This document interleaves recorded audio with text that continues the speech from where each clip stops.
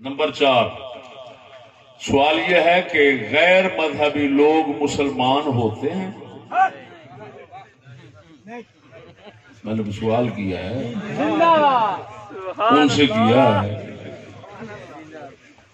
کہ وہ کہہ رہے ہیں غیر مذہبی لوگ تھے، تو میں پوچھتا ہوں غیر مذہبی لوگ مسلمان ہوتے ہیں؟ مسلمان تو مذہبی ہوتے ہیں،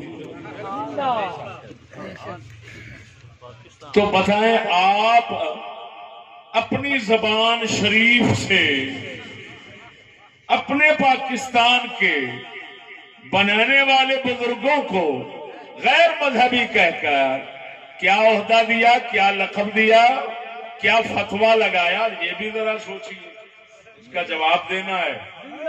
ہم جانتے ہیں غیر مذہبی کافر ہوتا ہے۔ دنیا میں 2 ہی مذہب ہیں، ایک کفر کا مذہب ہے، ایک اسلام کا مذہب ہے۔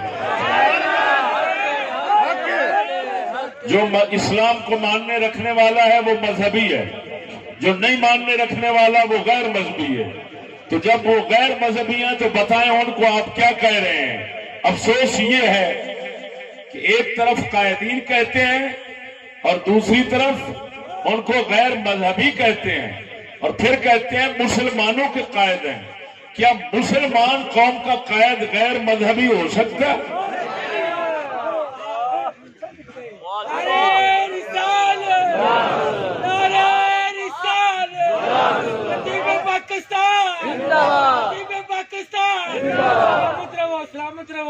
توجہ ہے؟